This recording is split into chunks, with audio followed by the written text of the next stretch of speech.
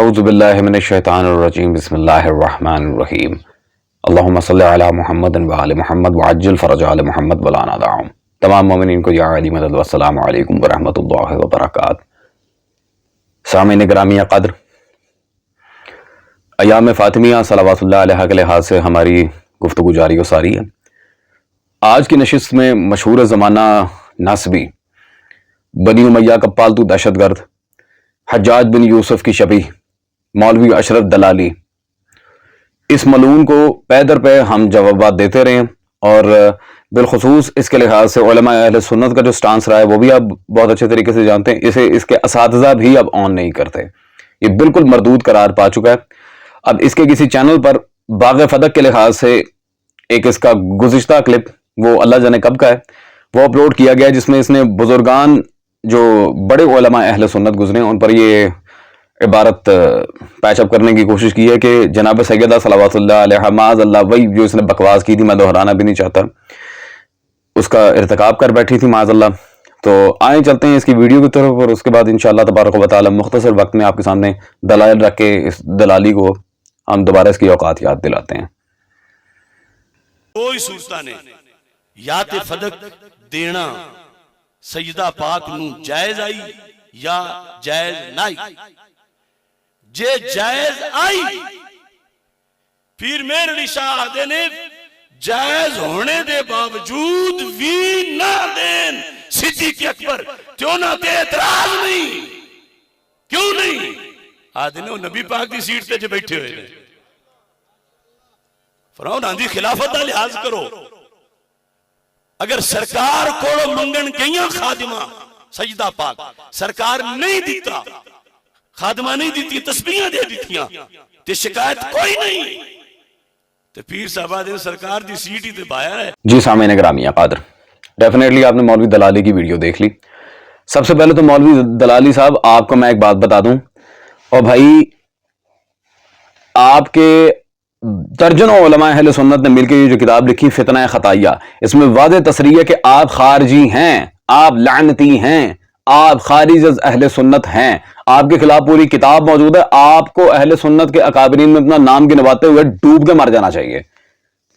بکواس کرنے سے، فالتو قسم کے لیکچر جھاڑنے سے کبھی بھی کسی نے بھی اپنا امپریشن صحیح کریٹ نہیں کیا، ہمیشہ نیگیٹو امپریشن ہی آیا دنیا کے سامنے۔ اللہ جانے میری بات سمجھ بھی رہا ہے کہ نہیں، میں انگلش اس کے سامنے بولوں میں پتہ نہیں سمجھ بھی اللہ ہی جانتا ہے۔ تفسیر خزائن العرفان ہم نے یہ درجنوں دفعہ پیش کیا کہ اس میں جا بجا مالی وراثت کا ذکر ہے۔ ایک بات بار بار جب آپ کے سامنے کر دی جائے تو کتنی دفعہ اسے ریپیٹ کروانا ہے؟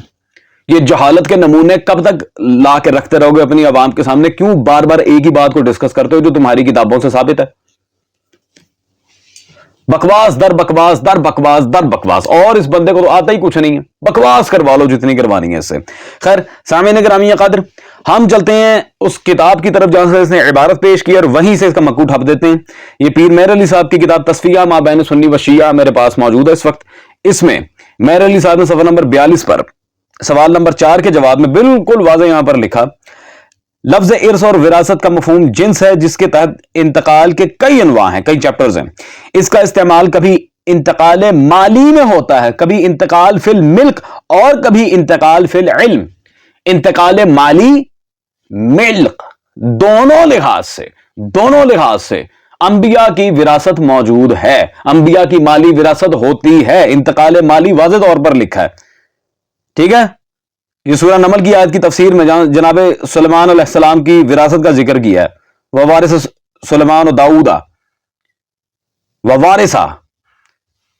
اب میں سامعین گرامی قدر میں کیا کہوں اس کو، بارہا جن چیزوں کا ہم ذکر کر چکے ہیں، اور بھائی جس کتاب سے عبارت پیش کر رہے ہیں وراثت سلمان کے لحاظ سے، جناب سلیمان علیہ السلام کی وراثت کے لحاظ سے انہوں نے انتقال مالی لکھا ہے، انتقال فی الملک بھی لکھا ہے۔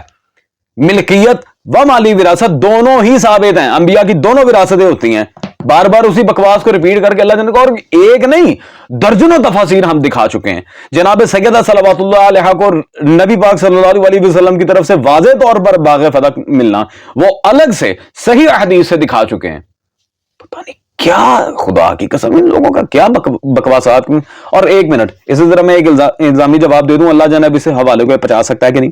یہ اشرف جلالی صاحب تمہاری کتاب میرے پاس موجود ہے, جلد نمبر 5 فہم دین, تمہارے ادارے صراط مستقیم پبلیکیشن سے چھپی ہوئی. آؤ صفحہ نمبر 101, ایک الزامی طور میں عبارت پڑھ رہا ہوں, یہ خود لکھتے ہیں جی, جس نے فیصلہ کروانا ہے وہ حضرت علی کے پاس چلا جائے, کیوں سب سے بڑے قاضی علی ہیں, سب سے بڑے قاضی حیدر کرار ہیں. سامعین گرامی قدر, اس مولوی نے خود اپنی کتاب میں تسلیم کیا کہ سب سے بڑے قاضی امت مصطفیٰ صلی اللہ علیہ وسلم مولا علی ہیں. تو جب سب سے بڑے قاضی مولا علی ہیں, سب سے بڑے ماہر علم قضاوت مولا علی ہیں, آپ کی حضرت وہاں ممبر پہ بیٹھ کے کیا کر رہے تھے؟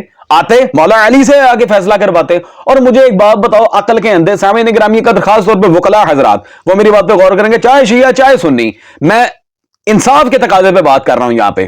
جو ایک اچھا منصف مزاج پڑھا لکھا وکیل ہے, جوہلا سے میرا خطاب نہیں ہے, وہ منٹ سے پہلے سمجھ جائے گا کہ جس کے خلاف مقدمہ چل رہا ہو وہ کبھی جج بن کے بیٹھ ہی نہیں سکتا. یہ دنیا کی عجیب ہی عدالت تھی جہاں ملزم ہی جج بن کے بیٹھا ہوا ہے. ہنسے گی دنیا تمہارے اس عدالت کے سارے پوائنٹ پہ, ہنسے گی آ کے. نہ غیر مسلموں کو موقع دو کہ تمہاری مٹی پلید کریں.